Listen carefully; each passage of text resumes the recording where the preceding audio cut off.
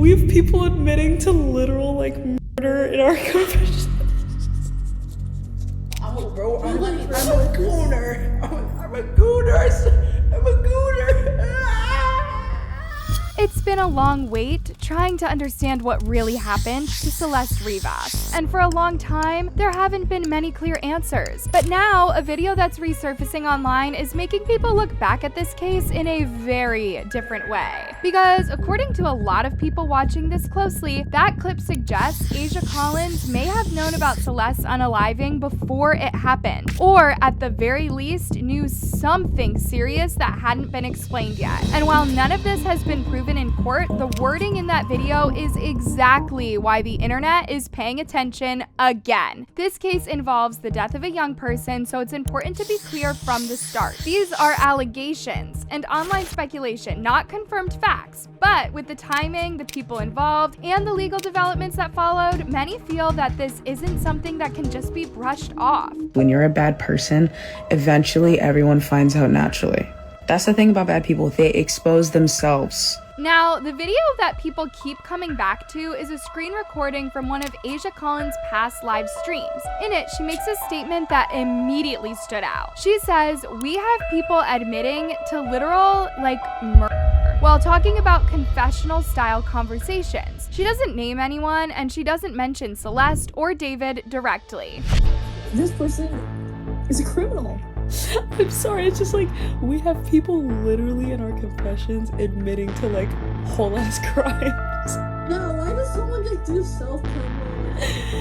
Oh my god. But the reason this clip hits so hard is because of when it resurfaced and what was happening around that time. To a lot of viewers, it doesn't sound like a random hypothetical comment. It sounded more like someone saying too much too early, and again, that is an interpretation. One comment said, "She's a scathing human being. She knew before anyone else that David was dating a minor." Another comment said, "She encouraged and supported that. She is a loser, just like the rest of them. She better get back on OnlyFans while she can still get some money for her bond." Now, that comment is clearly coming from a place of anger and frustration, and while it crosses into personal attacks, you can still understand why emotions are running that high. And when emotions are running that high, people start going back and rewatching everything. And that's when another video that Aysia posted started getting pulled back into the conversation. In it, she talks about being used as a fake girlfriend on stream, about being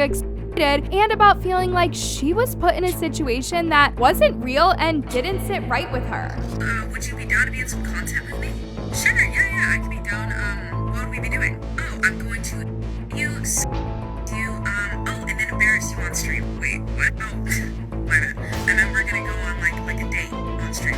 I don't really know if, and I have a girlfriend, by the way, like a secret one, but don't mind her.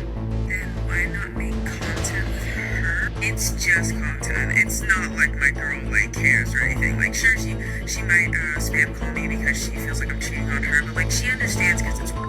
Right.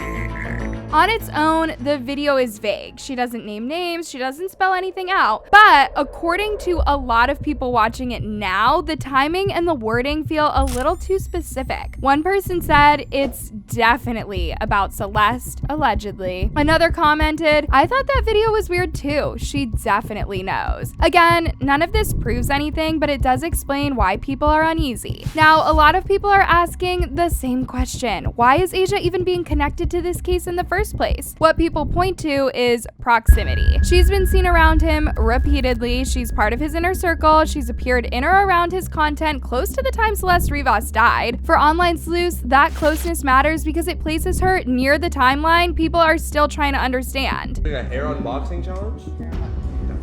Hey, chat, y'all ready? Count me down.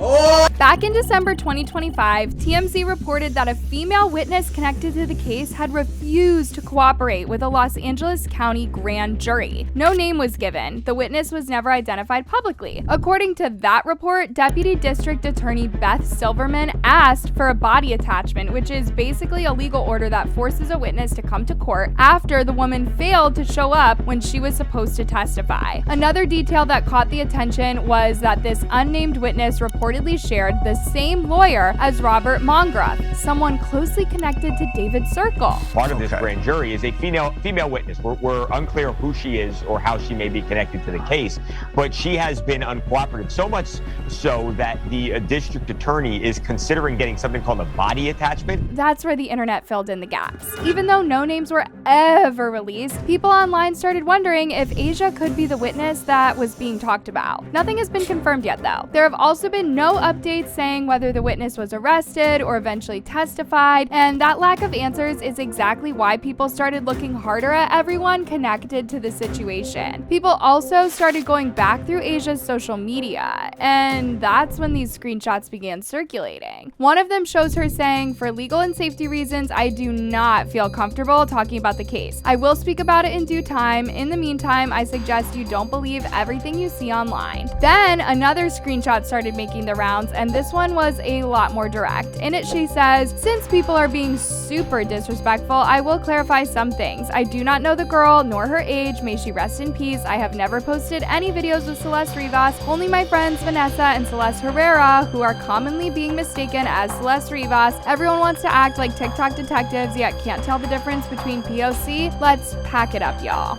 Seeing these statements side by side is what made a lot of people pause, because on one hand, she's saying she can't speak for legal reasons, and on the other, she's clearly responding to the rumors head on. On top of that, online commenters claim Aysia relocated to Oslo, Norway shortly after reports about the uncooperative witness surfaced. There's still no official word tying that move to the investigation, and moving countries by itself doesn't mean someone did anything wrong, but when people already feel like there's more being hidden, it just becomes another thing they add to the pile. And that's when attention shifted back to what the private investigator has been saying. Fisher has said that he knows who was driving the Tesla the last time it was seen. According to him, he was able to tell based on visual details in a newer video connected to the case. He hasn't named the driver though, and he says that's because there's still an active investigation with the Los Angeles Police Department. But people online are already filling in the blanks. A lot of them are saying if the driver ends up being someone connected to David, it wouldn't be shocking if it was someone close to him. Right now, the same two names keep coming up in those conversations, Neo and Aysia Collins. And Aysia wouldn't even be the only person people think might have known something early on.